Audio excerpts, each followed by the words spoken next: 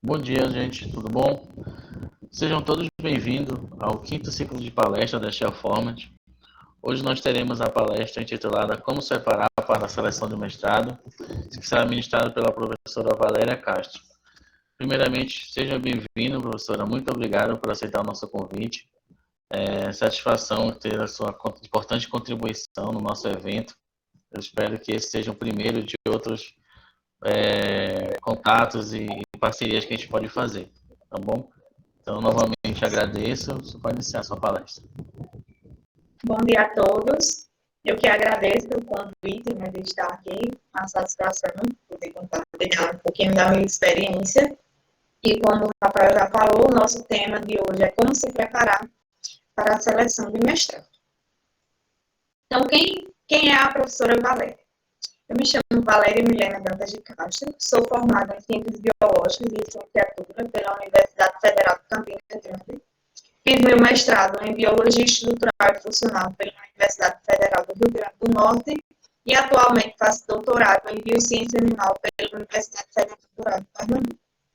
E no meu Instagram, que é professora Valéria Castro, eu produzo conteúdo gratuito, dou diversas dicas em relação ao processo seletivo de mestrado, doutorado, escrita acadêmica, produtividade, organização, e foi inclusive através do perfil que eu me conectei com a Shell Format e realizamos essa parceria para estar aqui hoje.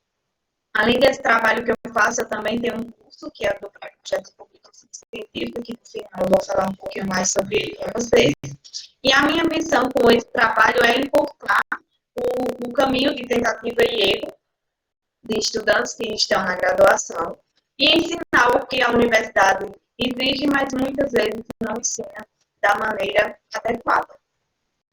Então, o conteúdo programado para essa aula que eu coloquei é como saber se a pós-graduação é para mim, motivos para fazer um mestrado, como escolher um programa de pós-graduação, considerando área de interesse, o local do programa, conceito do programa, pré-requisitos do candidato.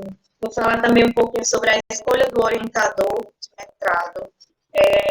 Professora? Considerando... Oi? Oi.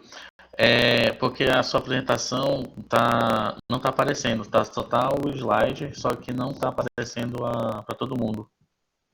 Está aparecendo o arquivo editável, mas não está aparecendo... Nossa, mas eu coloquei já em apresentação, eu vou tirar e colocar novamente. Tá ok, obrigado.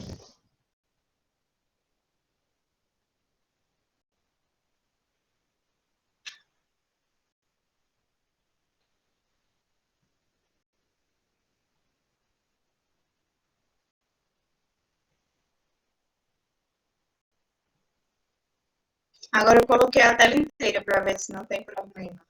Está aparecendo para vocês? Ok, tudo certo. Está passando agora? Tá sim. Pronto. Então, eu já me apresentei, né? Aqui, continuando o conteúdo programático, vou falar sobre contato prévio com o orientador, carta de recomendação, como a leitura do edital de seleção, etapas do processo seletivo e como se preparar para cada uma dessas etapas, e o que não pode faltar no pré-projeto de pesquisa para a seleção de mestrado. Então, já iniciando, né, como saber se a pós-graduação é para mim? Eu acho que para saber se a pós-graduação é para você, você precisa saber o que um pós-graduando faz. Porque a pós-graduação ela é diferente do que a gente está acostumado na graduação. E uma coisa que o pós-graduando mais faz é leitura. Então, assim, a gente lê uma quantidade imensa de artigos científicos. A depender da área, a maioria desses artigos é em inglês, então se você não tem inglês, talvez no início você tenha uma certa dificuldade, como foi o meu caso, eu não tinha feito nenhum curso de inglês, não tive um inglês durante o meu ensino básico, foi bem fraco. E aí, quando eu fui para a pós-graduação, foi um desafio para mim, porque todos os artigos que eu li eram em inglês. Mas isso é uma coisa que, com o tempo, você vai contornando, porque a linguagem técnica, ela é bem repetitiva, então as palavras, elas se repetem muito na sua área. E você acaba se acostumando com aquela linguagem e vai remediando essa sua falta, né, de um bom inglês. E aí, a leitura de artigos científicos, ela é diferente de você ler um livro. Às vezes a gente lê, passa horas e horas lendo um livro que a gente gosta, mas quando a gente vai em um artigo, a gente trava, a gente não consegue ler em um dia, muitas vezes você não consegue, às vezes tem uma dificuldade de compreender. Então, assim, você precisa ter isso em mente, né? Que o pós-graduando, ele lê bastante artigos científicos que têm uma complexidade maior do que ler livros que a gente está acostumado a ler.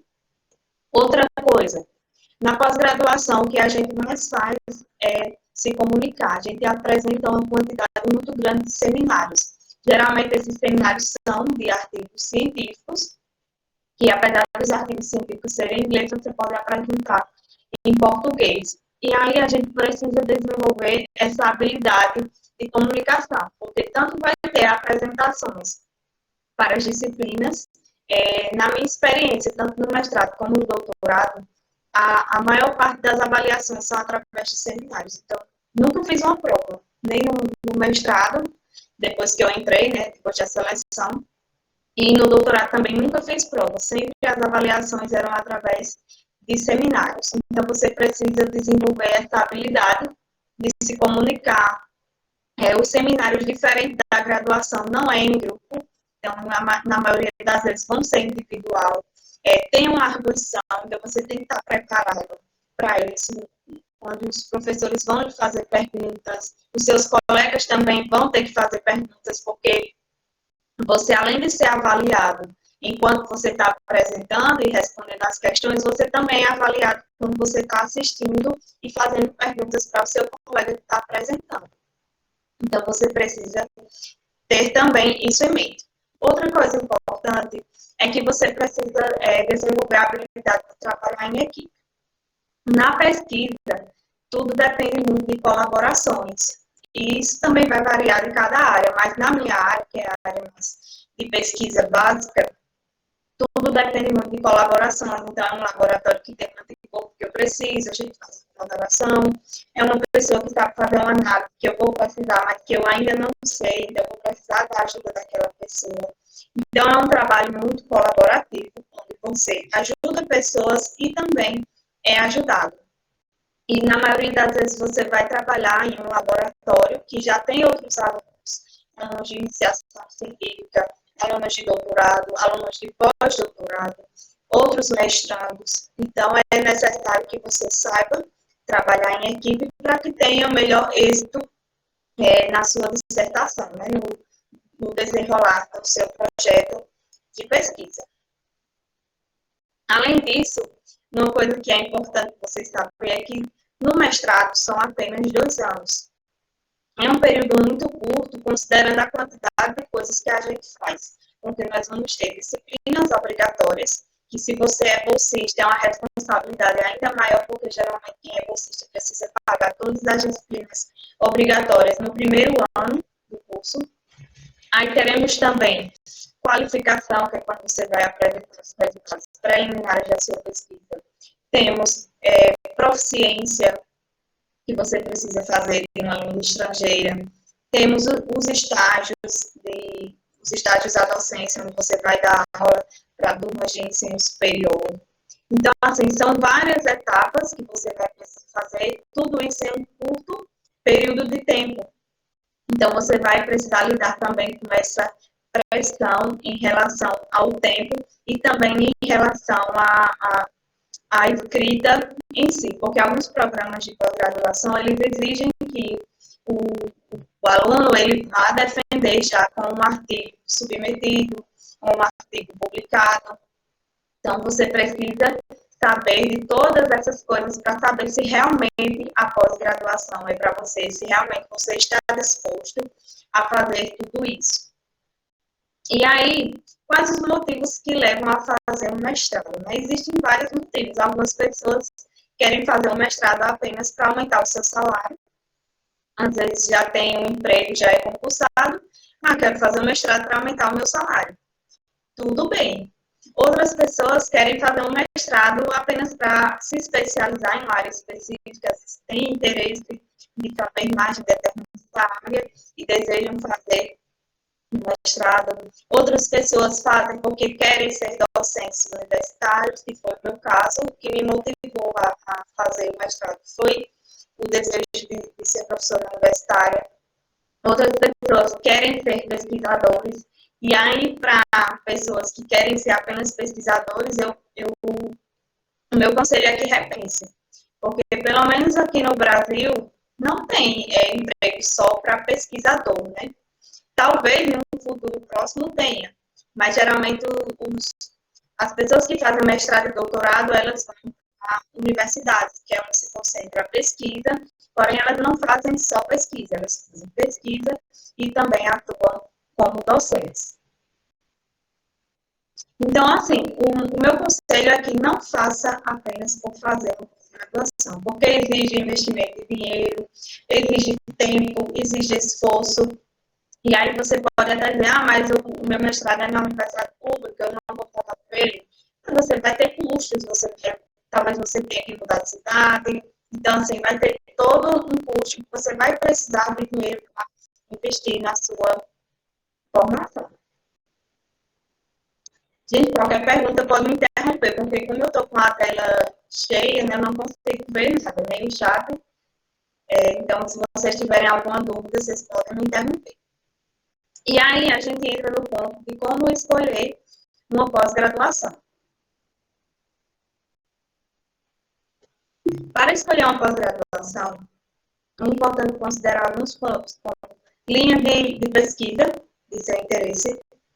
Então, como eu falei anteriormente, né, do que faz um pós-graduando, deu para perceber o quanto é desgastante, o quanto exige da gente. Então, escolher uma área de interesse é importante, porque quando você estuda um tema que você gosta, é muito mais fácil do que estudar uma coisa que você não gosta. Então, não faça por fazer. Escolha realmente uma área que você gosta, que você tem interesse de estudar. O segundo ponto é analisar a localização do programa de pós-graduação que você escolheu. Será que você vai precisar mudar de cidade? Você tem condições nesse momento de mudar de cidade? Você ganhou bolsa para se manter? Essa bolsa vai dar para você se manter? Você vai precisar morar com outras pessoas para dividir os gastos? Então, são coisas que talvez não pareçam importantes, mas que vão influenciar quando você estiver na pós-graduação. No meu caso, eu não pensei nessas coisas, né? Quando eu terminei minha graduação, eu já passei na seleção do mestrado, era na área que eu queria, e aí eu não pensei muito no que eu ia precisar fazer, no que eu ia precisar abrir mão, e aí eu sofri um bocado durante a pós-graduação, porque eu fiz um mestrado sem bolsa, em um local diferente, eu tive que mudar de cidade, então, assim, foi bem difícil, e é por isso que eu estou trazendo essas informações para vocês, antes de você dar esse passo importante. Além disso, você precisa também analisar o conceito do programa de pós-graduação.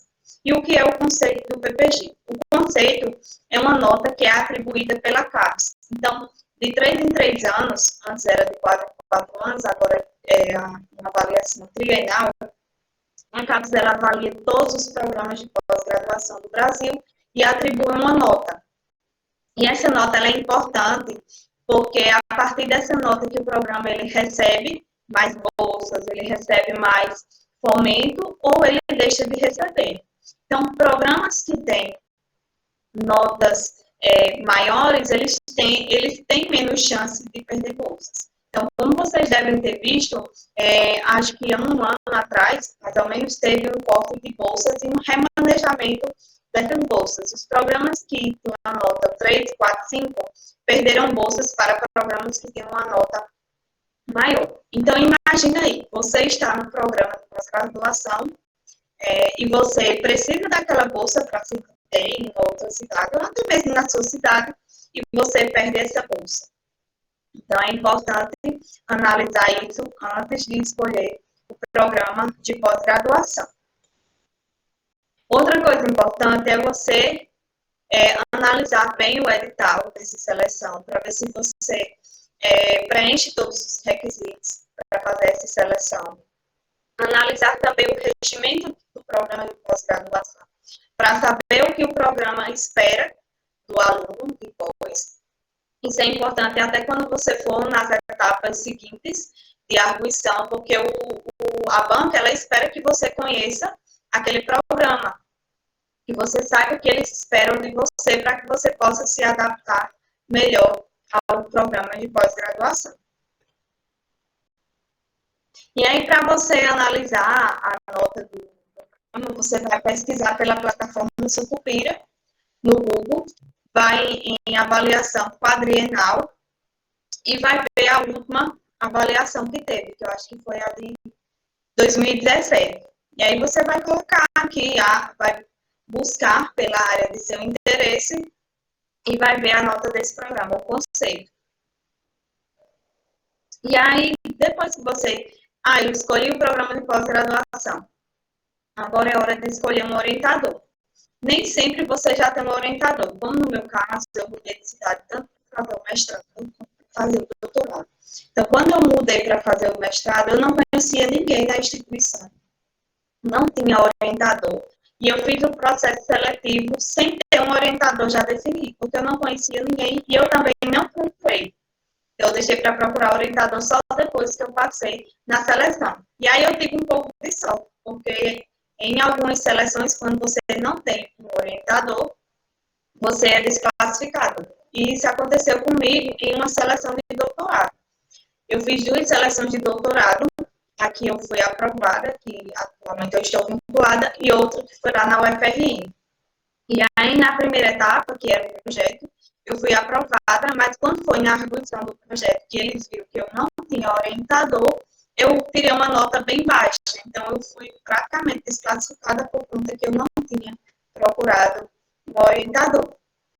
Então, por isso, essas informações, elas são importantes antes de escolher um programa, antes de dar esse prazo.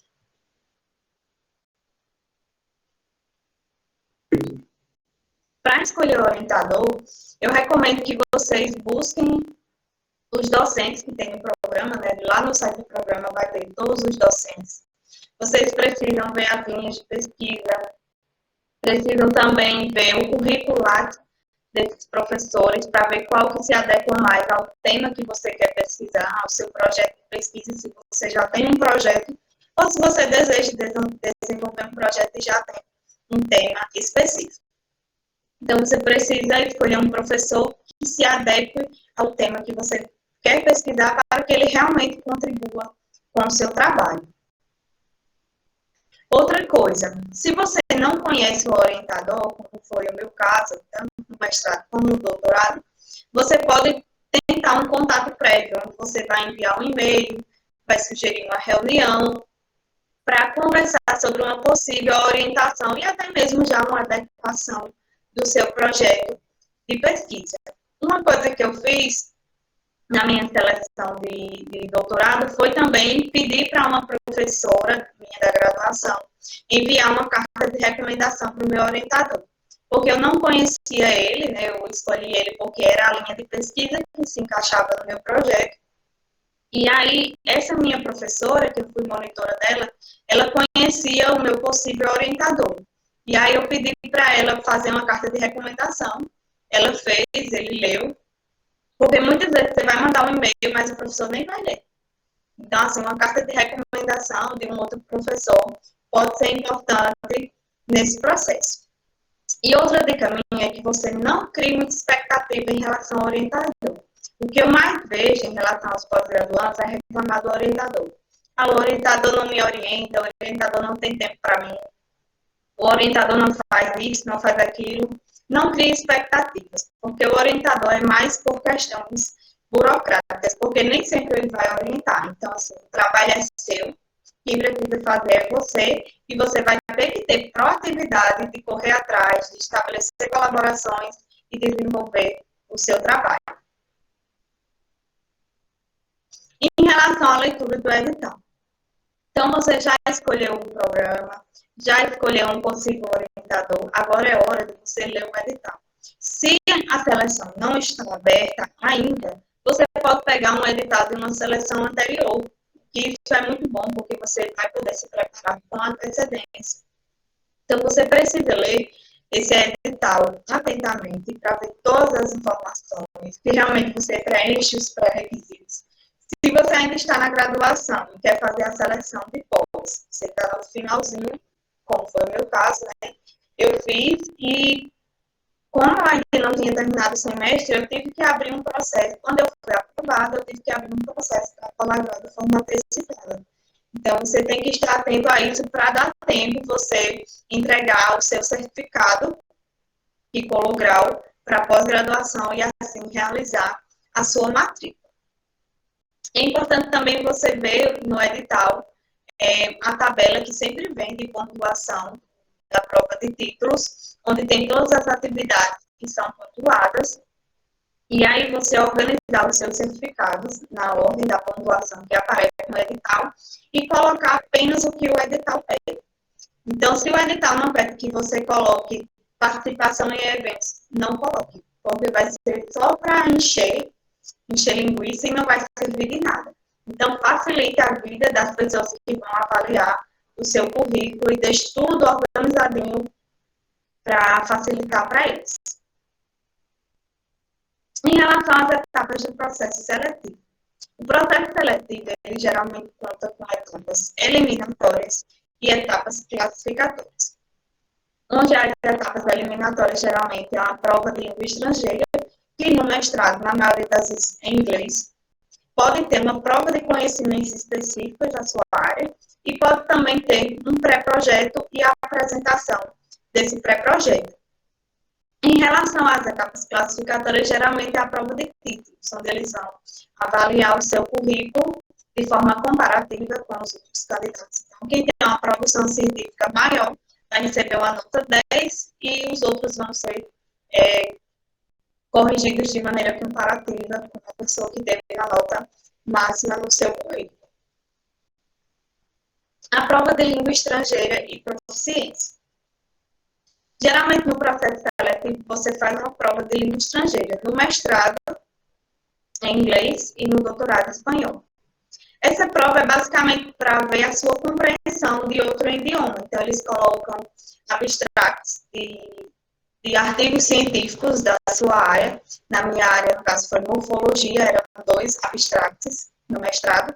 E eram perguntas bem simples, como, por exemplo, qual foi o objetivo do trabalho, quais resultados eles encontraram, quais conclusões eles tiraram. Então, você poderia também utilizar um dicionário para ajudar, e também as respostas delas eram escritas em português e as perguntas também eram em português. Então, não era uma prova difícil. No meu mestrado, além dessa prova que eu fiz durante a seleção, depois eu também precisei fazer uma proficiência. Essa proficiência ela era realizada pela banca de concurso da universidade. Então, eu precisei fazer essa proficiência para comprovar lá no meu histórico que eu tinha proficiência em inglês. Já no doutorado foi diferente. Eu fiz apenas uma prova durante o processo seletivo de doutorado e aquela proficiência já serviu. A proficiência do mestrado ela também pode ser reaproveitada quando você for fazer o doutorado. Então, a prova de proficiência ela também pode ser realizada pelo Departamento de Letras da universidade. Existe também outros tipos de prova de proficiência, como, por exemplo, de intercâmbio, que aí eu não vou adentrar, porque eu não tenho experiência nesse tipo de prova. E quando você tem já uma prova de proficiência anteriormente, se não tiver até 5 anos dá para fazer essa compensação. Então, eu tenho uma prova de proficiência por falta de mestrado e eu peço para fazer essa compensação, para não precisar fazer novamente. E aqui, a minha dica de estudo, né, para a prova de proficiência ou prova de língua estrangeira é que você pegue artigos científicos da sua área, de preferência os artigos científicos publicados pelos professores que estão naquela banca de seleção, porque provavelmente eles vão pegar algum artigo deles e vão colocar para essa prova. Em relação à prova de conhecimentos específicos, essa prova ela é bem comum em seleção de mestrado, do que em doutorado. É importante que você pegue um edital anterior para você estudar com antecedência, porque os editais, eles mudam muito pouco. Então, o edital anterior, ele vai servir como uma base para você se preparar para a sua seleção. Se possível, também pegar provas anteriores e responder essas provas, porque você já vai treinando. Às vezes a prova ela é cansativa. A minha prova de conhecimentos específicos no mestrado eram questões todas abertas, então as respostas eram enormes. Eu fiquei com a mão doendo de tanto escrever, então é bom que você já vá treinando. Entrar em contato com algum colega do programa, então alguém já fez essa seleção, porque no edital tem todas as informações do processo seletivo, mas sempre tem algumas dúvidas, sempre surgem dúvidas. Então, quando você pede informações de uma pessoa que já participou dessa seleção, isso é muito importante para você, porque você vai ter uma noção de como realmente acontece todas as etapas. No meu caso, eu conheci uma menina que ela já tinha feito a seleção que eu ia fazer e ela me deu todas as informações, me deu a prova anterior, que não tinha no site, mas ela tinha, então ela me deu a prova anterior, me deu todas as informações que eu precisava para ter realmente êxito na minha preparação para a seleção. Pegue a bibliografia recomendada, né? Geralmente eles recomendam alguns livros para você estudar, então é importante que você pegue essa bibliografia. Já na prova de títulos, a universidade ela tem 3 pilares, que é o ensino, a pesquisa e a extensão. E enquanto graduando, você tem a oportunidade de participar de projetos de extensão, projetos de iniciação à docência, projetos de pesquisa. E a participação nesses projetos é importante para construir o seu currículo e também para pontuar numa futura seleção, porque esses projetos eles vão contar pontos. A iniciação científica ela é bem importante para quem quer fazer mestrado, mas não é um pré-requisito e também não é determinante. Porque eu, por exemplo, eu não tive a oportunidade de fazer iniciação científica. O meu campus era um campus pequeno, não tinha pesquisa na área de morfologia, que era a área de meu interesse, só tinha monitoria. Então, eu fiz monitoria. Fiz iniciação à docência, fiz extensão, mas a iniciação científica eu não tive a oportunidade de fazer. Mas se você tem essa oportunidade, eu recomendo que você faça, porque é um momento de aprendizado em relação à pesquisa que vai lhe preparar para o mestrado.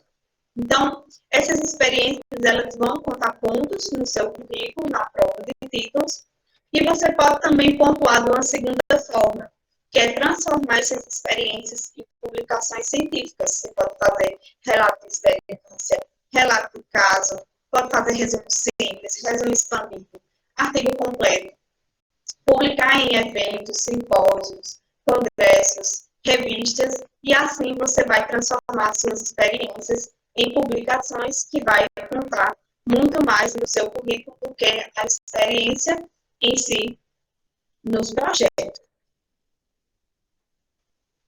E aí a gente entra na parte do pré-projeto de pesquisa. O pré-projeto de pesquisa nem sempre é uma etapa que tem na seleção do mestrado. Na minha seleção do mestrado, por exemplo, não teve essa etapa. E aí foi muito bom para mim, porque eu não sabia fazer um projeto de pesquisa naquele momento. Quando eu terminei a graduação, eu tinha 2 opções. Fazer um mestrado em Biociência Animal, que é o programa que eu faço doutorado hoje, que é aqui em Recife, e tinha o da UFRN, que é Biologia Estrutural, que eu fiz. No programa de Biologia Estrutural, não tinha a etapa de projeto. Então, para mim, era muito bom. E era em Natal, era mais perto de onde eu morava, e eu também tinha alguns familiares lá, então eu pensei nisso, porque essas pessoas poderiam me ajudar no início, e foi o que aconteceu. Já em Recife, em Biociência Animal, tinha pré-projeto, eu não sabia escrever pré-projeto, e também era longe de onde eu morava e eu não conhecia ninguém. Então, eu pensei nisso na escolha do programa de pós-graduação e que me favoreceu. O pré-projeto, ele vai ter basicamente essa estrutura, que é capa, folha de rosto, título, introdução, justificativa, objetivos geral, objetivos específicos, materiais e métodos, resultados esperados. Pode pedir também um orçamento, cronograma e referências. Essa aqui é a estrutura base. Mas o projeto, ele varia bastante de tamanho, vai depender do edital. Por exemplo, eu fiz 2 seleções de doutorado, como eu falei anteriormente. Todas as 2 pediam um pré-projeto de pesquisa. Na seleção de bioquímica que eu fiz na UFRN, o meu projeto ele tinha 26 páginas, então ele é bem estruturado, bem completo, o projeto. Já na seleção de biociência animais, que é biociência animal, o meu projeto ele tinha 4 páginas. Então, eu tive que enxugar bastante para caber em 4 páginas a minha proposta de projeto. Então, o tamanho ele varia muito de programa para programa e é por isso que você precisa estar atento às normatizações que o edital ele traz. Então, assim, pode ser que não precise de capa, de folha de rosto, pode ser que não peça um orçamento, mas geralmente os resultados esperados eles são pedidos nesses projetos. E também outra coisa que você não precisa fazer um projeto perfeito, porque o projeto ele pode mudar no decorrer do mestrado para se adequar às condições que o laboratório do seu professor tem, para se adequar ao que o seu professor orientador já trabalha. Então, pode haver essa mudança no decorrer da pós-graduação, depois que você for aprovado. Na minha seleção de doutorado, inclusive, a banca perguntou se eu estava aberta à mudança de projeto, porque é uma coisa que é bem comum na pós-graduação, tanto no mestrado como no doutorado. E aí eu falei que se precisasse mudar, eu mudaria. E aí você pode se perguntar, se vai mudar o projeto, por que fazer um projeto então?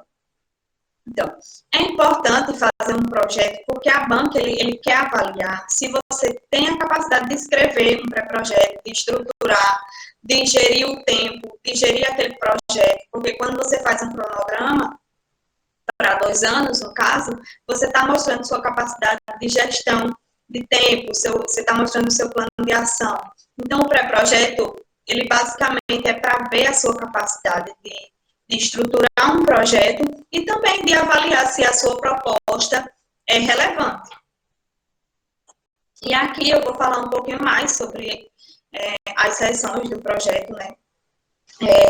A introdução, ela geralmente é curta do pré-projeto e pode também já conter um referencial de literatura, onde a introdução ela tem um formato de cone invertido, onde temos os conceitos mais gerais, uma revisão bibliográfica enxuta, onde você vai colocar os principais pesquisadores da sua temática. Você vai colocar o seu problema, né? Até porque todo projeto ele surge da necessidade de resolver um problema ou preencher uma lacuna na literatura. Você precisa colocar a sua hipótese, que a hipótese é uma resposta possível a esse problema e aí justificar a necessidade de realização do seu projeto de pesquisa. Quanto aos objetivos, teremos o objetivo geral, que é um objetivo mais amplo e está bem alinhado com o seu título, e temos os objetivos específicos, que são pequenas metas que vão ser seguidas para alcançar o objetivo geral. Em relação aos materiais e métodos, essa seção é a seção mais detalhada, porque a banca ela precisa entender como é que você vai desenvolver o seu trabalho e o seu trabalho ele precisa ser replicável. Então, é importante que os materiais e métodos eles estejam bem detalhados. Aqui eu coloquei 2 exemplos. Materiais e métodos de uma pesquisa qualitativa da área da educação e um materiais e métodos do meu projeto de tese, que é um estudo quantitativo e é na área das ciências morfológicas, que é uma pesquisa básica. E aí o que você observa, que você precisa descrever o seu tipo de pesquisa, cidade e local de pesquisa, público-alvo e instrumento de coleta de dados. Então, você precisa mostrar como você vai coletar os seus dados, como você vai analisar os seus dados. Então, essas informações, elas são primordiais. Aqui nos materiais e métodos do meu estudo quantitativo, ao invés de colocar a pesquisa, eu coloquei materiais. Aqui eu vou colocar tudo que eu vou utilizar para fazer a pesquisa, o protocolo experimental, como vai ser conduzida a pesquisa, como vai ser a obtenção dos dados, então várias análises que eu irei fazer e como eu vou analisar esses dados. Então é importante que não faltem nos seus materiais e métodos público-alvo ou amostra, que aqui no caso vai ser uma pesquisa com pessoas. No meu estudo quantitativo é uma pesquisa com animais, e aí os animais entram em materiais. Você precisa colocar local da pesquisa ou o delineamento experimental, como você vai conduzir esse estudo, e como vai analisar a obtenção dos dados, né, como você vai obter os seus dados, e como você vai analisar os seus dados. Então, esses pontos, eles são importantíssimos que estejam nos seus materiais e métodos. Em relação aos resultados esperados, né? O que se espera com sua pesquisa? Que lacuna de conhecimento preenche? Que problema resolve? Quais as contribuições intelectuais? Aí aqui eu trouxe o print dos resultados esperados do meu projeto, que foi para a seleção de bioquímica que eu fiz. E aqui, em relação ao estudo, que eu estudo diabetes experimental em ratos e uma terapia, que é a oxigenoterapia hiperbárica, para tratar esses animais diabéticos. E os meus resultados esperados é que essa terapia ela tivesse efeitos no peso do animal, no consumo de água, no consumo de ração, no volume do duodeno, que eu avalio dados morfológicos do duodeno, que essa terapia ela tivesse efeitos no estresse oxidativo dos animais. E como contribuições científicas, eu coloquei que esperava a consolidação de uma linha de pesquisa envolvendo oxigenoterapia hiperbárica como agente terapêutico do diabetes mellitus e suas complicações, que o presente estudo ele forneceria os primeiros resultados da oxigenoterapia hiperbárica como forma de prevenção de danos teciduais no diabetes, formação de recursos humanos através da titulação de um doutor, divulgação do conhecimento científico através da publicação de artigos científicos em revistas internacionais. Então, essa sessão é uma sessão que geralmente se pede no pré-projeto de pesquisa para seleção tanto de mestrado como de doutorado.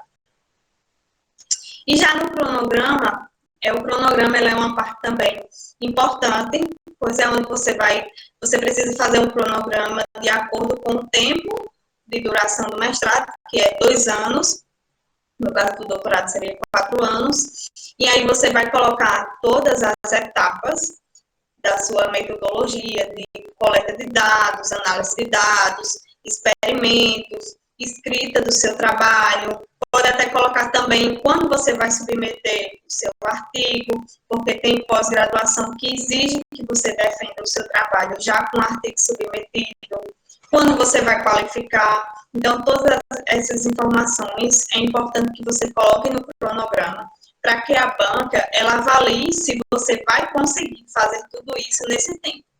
Isso porque se você pedir prorrogação, quando você já estiver no mestrado, você pode pedir prorrogação de 6 meses, isso é ruim para o programa. Então, o programa ele vai ser mal avaliado em relação a isso, se os alunos pedirem muita prorrogação.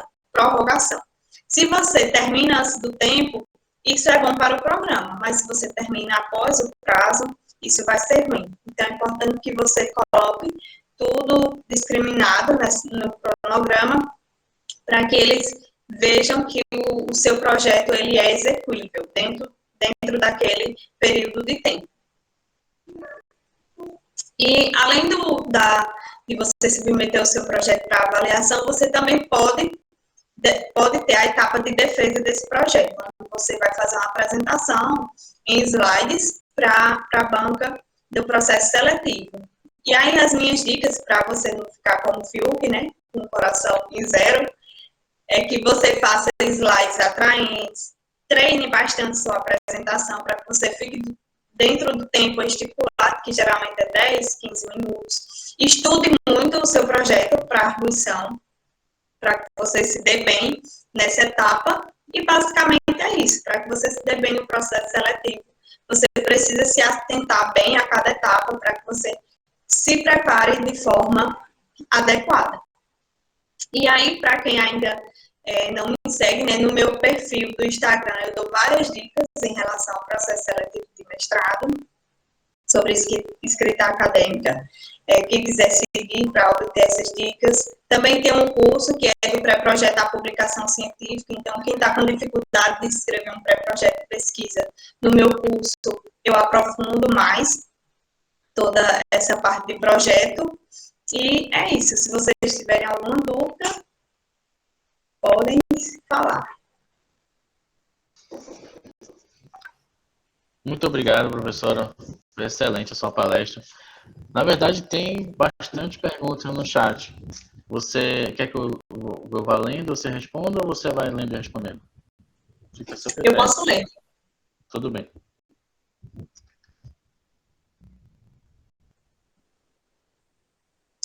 Deixa eu ver onde começa. Aqui, achei.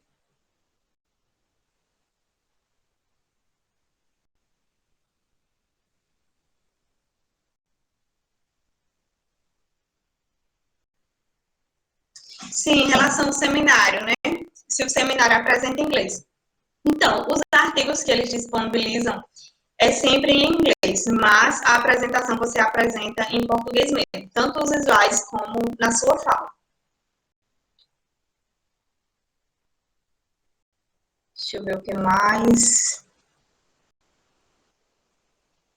Em algum momento você teve medo de entrar direto no mestrado? Medo no sentido de possivelmente estar perdendo tempo por conta do cenário em pesquisa no Brasil? Então, quando eu estava terminando, desde o segundo semestre, eu não falei isso, mas quando foi no segundo semestre da minha graduação, eu paguei uma disciplina de histologia em biologia. Foi uma disciplina que eu me identifiquei muito, tanto pela didática da professora e do conteúdo em si. E naquele momento eu já decidi que eu queria fazer mestrado naquela área para ser professora universitária dessa área. Então, todas as minhas experiências durante a minha graduação era pensando em fazer uma seleção de mestrado em morfologia. Então, era algo que eu queria tanto que eu não tive medo. Não tive medo e também não pensei muito em relação à mudança de cidade, não pensei muito em relação à bolsa.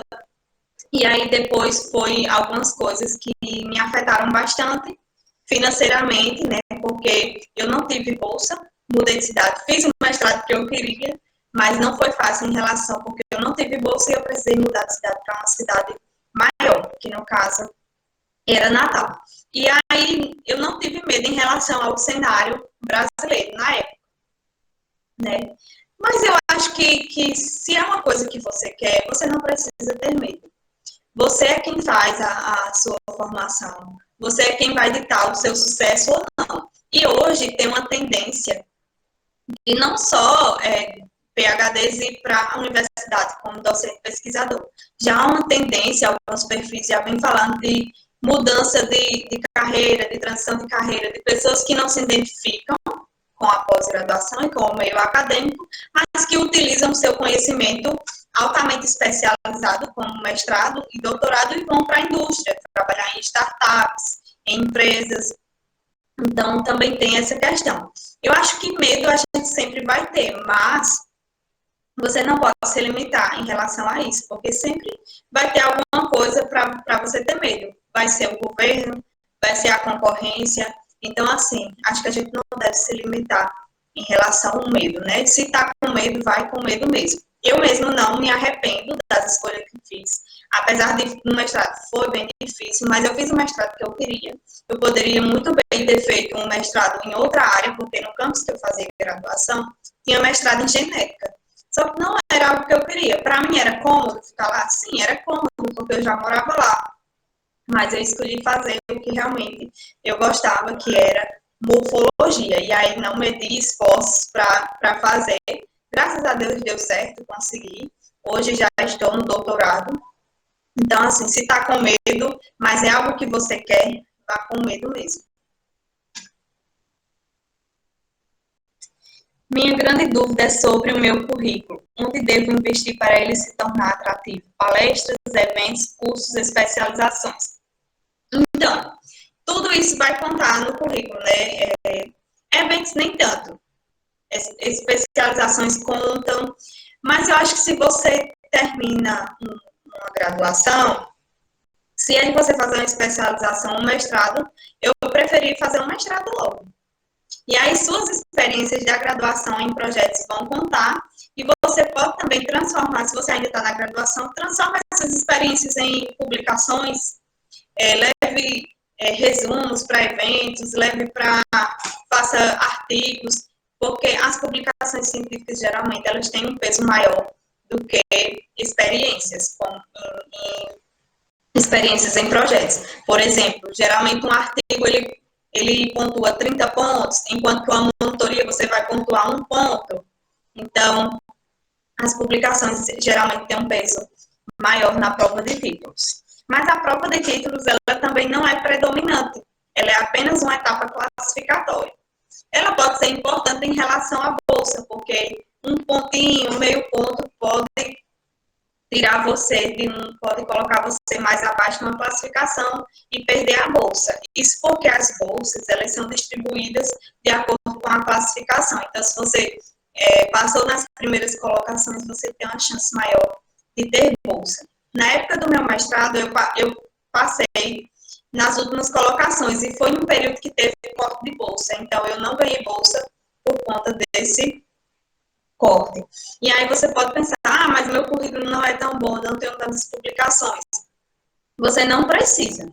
É uma coisa que é bom se tiver, mas não é uma coisa determinante se você vai passar ou não no processo seletivo de mestrado. O que vai importar mais é a prova de conhecimentos específicos, se tiver, ou o pré-projeto de pesquisa. Então, assim, meu conselho é que você foque naquilo que você consegue controlar. Você acha que dá para conciliar a vida acadêmica com a vida clínica em cursos da área da saúde? Então, eu acho que vai depender muito da sua organização e questão de carga horária. Se você estiver aí falando de trabalho, tem que ver aí também a questão de flexibilidade, de onde você trabalha. Então, tem que... E também estabelecer prioridades, né? Eu acho que você tem que ter claro quais são os seus objetivos profissionais para que você possa moldar o que você vai fazer para atingir esse objetivo. Tem gente que trabalha e faz mestrado, trabalha e faz doutorado. É fácil? Não. Mas, às vezes, eles preferem ter a segurança de ter o salário deles do que optar pela bolsa. Porque quem tem bolsa não pode receber um salário. Então, você tem que escolher, ou você vai receber a bolsa e ter dedicação exclusiva, ou você vai trabalhar, receber seu salário e conciliar com o mestrado sem receber a bolsa. Como fazer um pré-projeto sem a orientação do orientador? Então, hoje a gente tem vários profissionais que estão trabalhando, como é o meu caso, né, que orienta o pré-projeto de pesquisa. Eu já orientei algumas candidatas de processo seletivo a fazer esse pré-projeto de pesquisa. Então, porque assim, o pré-projeto de pesquisa é como eu falei, né, se vai mudar, por que fazer? Na verdade, eles querem mais avaliar se você tem essa capacidade de escrever o trabalho e se a sua proposta é relevante. Então, assim, você pode buscar uma pessoa que já trabalha com isso, com consultoria acadêmica, para lhe orientar na escrita do seu pré-projeto. E você pode também tentar um contato com o possível orientador e pedir para ele dar uma olhada no seu projeto. Pode ser que ele responda o e-mail, pode ser que ele não responda, mas aí tem que tentar. A escolha de certos orientadores pode facilitar você ser selecionado em detrimento de outros orientadores? Então, eu acho que não. Porque, olha, se você partir do pressuposto que você não conhece nenhum orientador, e aí você escolhe o orientador, ele não lhe conhece, existe, sim, arrumadinhos em processos seletivos? Pode ser que sim. Eu nunca fui prejudicada em nenhum processo seletivo que eu fiz. Eu passei de primeira no mestrado e passei também de primeira no doutorado. Quando eu fui fazer a seleção de doutorado, que eu também não conhecia orientador, algumas pessoas me falaram assim: Valéria, eu não tive uma experiência boa. Quando eu fui fazer, os professores já tinham os alunos deles que iam fazer a seleção, então eram alunos que já faziam iniciação científica com aquele professor e que a chance de ser aprovado era maior porque eles já conheciam o programa. E aí eu falei, mas eu vou tentar mesmo assim, porque era o mais próximo de mim, né? Na UFRN não tinha doutorado em morfologia, então eu optei por fazer na UFRPE, aqui em Recife, que era onde tinha. E aí eu não desanimei por conta disso. Eu disse, não, eu vou tentar. Se eu passar bem, se não, pelo menos eu tentei. E aí eu fiz a seleção. Só quem se candidatou para a vaga da linha de pesquisa de meu interesse foi eu e passei, deu certo. Então, assim, acho que você não precisa se preocupar em relação à escolha de orientador e ele lhe favorecer ou não. Acho que você precisa tentar. O negócio é tentar. Se você tentar, você vai saber se deu certo ou não. Deixa eu ver aqui. Profissionais já formados há algum tempo e não possuem contatos com professores. Quais dicas para conseguir um orientador de mestrado? Então, eu tinha acabado de me formar e não tinha contato com os professores, porque eu mudei de cidade, tanto para fazer mestrado quanto doutorado. E aí eu dei minha cara a tapa, né? No mestrado eu passei no processo seletivo e só depois fui atrás de orientador, consegui, graças a Deus, uma orientadora maravilhosa. No doutorado, eu pedi para uma professora enviar uma carta de recomendação para o possível orientador. E deu super certo. Apesar da gente não se conhecer, mas deu super certo. Porque, assim, o trabalho que vai fazer é você. Então, o orientador é mais por questões burocráticas e tem uns orientadores que ajudam mais, tem outros que ajudam menos. Alguns orientadores já estão sobrecarregados com a quantidade de alunos. No meu caso, por exemplo, quem orienta os doutorandos são os pós-docs.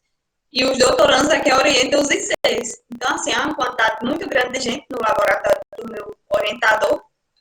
E aí, basicamente, quem me orienta é minha orientadora do mestrado, que ela entrou como uma co-orientação.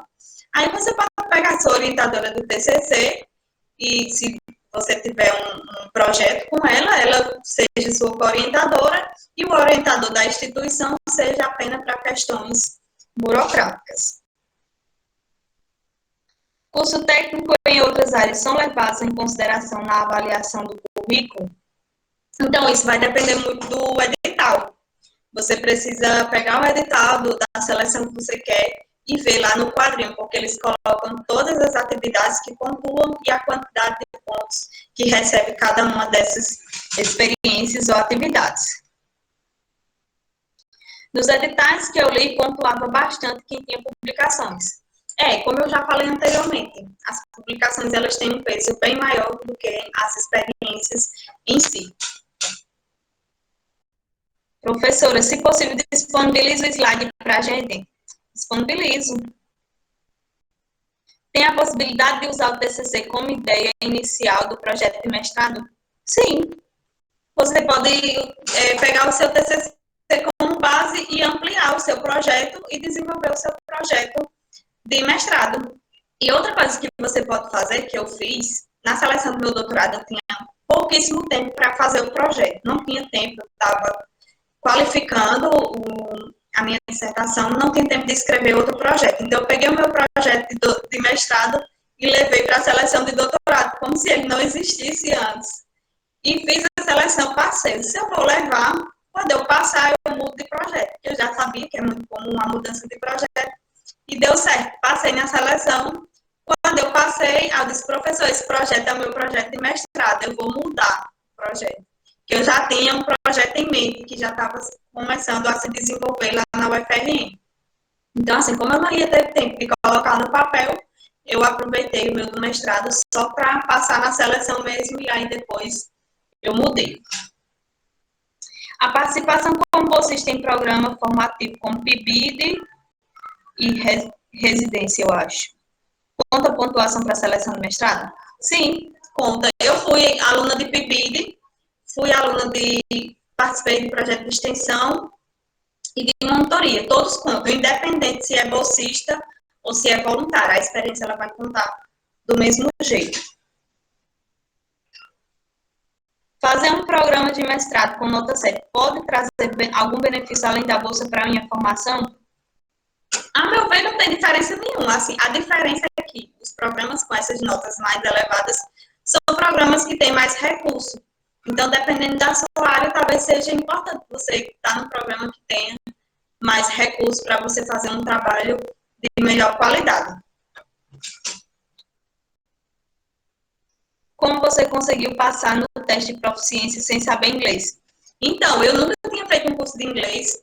Eu estudei a vida inteira em escola pública, não sabia inglês. E aí eu peguei os artigos científicos da área de morfologia e ficava estudando.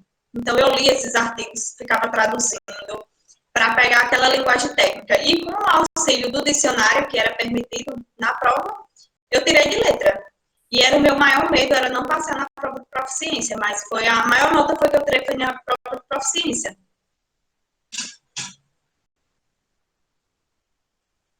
Eu ainda tenho muitas dúvidas se faço mestrado. Muitas pessoas incentivam, mas o que eu sempre pensei era fazer uma especialização para entrar no mercado de trabalho e depois sim o mestrado.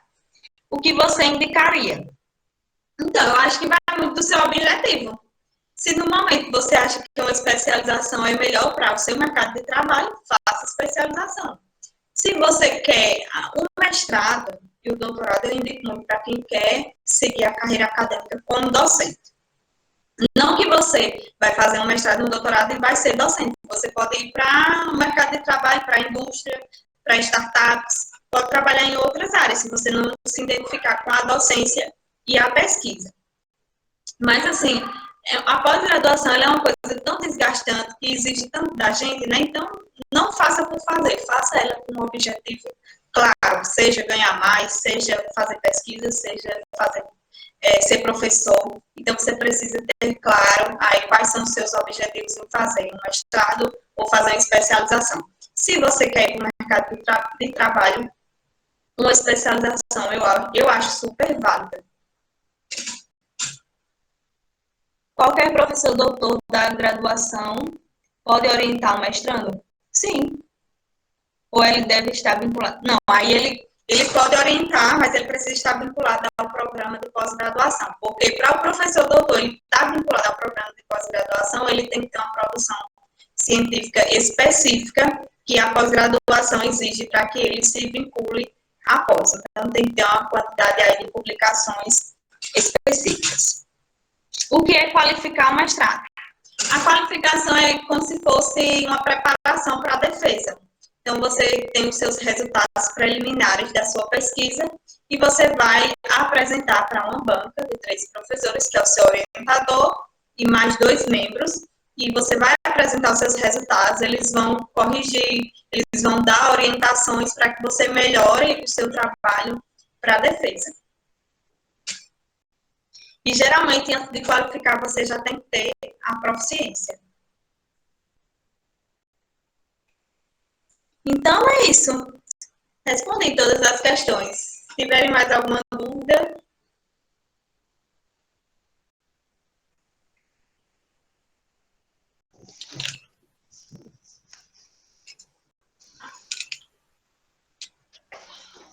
Novamente, professora, muito obrigado pela sua palestra. Espero que a gente possa participar juntos em outros eventos, contribuindo. Então, gente, muito obrigado a todos. Informando novamente, a link de frequência já está no chat, eu vou mandar novamente. Assinem corretamente o nome de vocês e o e-mail que correspondente ao cadastro de vocês, para não ter problema na hora do certificado. E é só. Então, muito obrigado novamente. Desejo um ótimo final de semana. Comam bastante ovo de Páscoa. Sigam a professora Valéria, sigam o seu Format. A gente sempre vai estar divulgando bastante conteúdo para vocês. Muito obrigado a todos. Até mais. E aí, quem tiver alguma dúvida, pode entrar em contato comigo no Instagram. E eu agradeço a todos pela presença, pela participação. Foi um prazer contribuir com vocês, dando essas informações.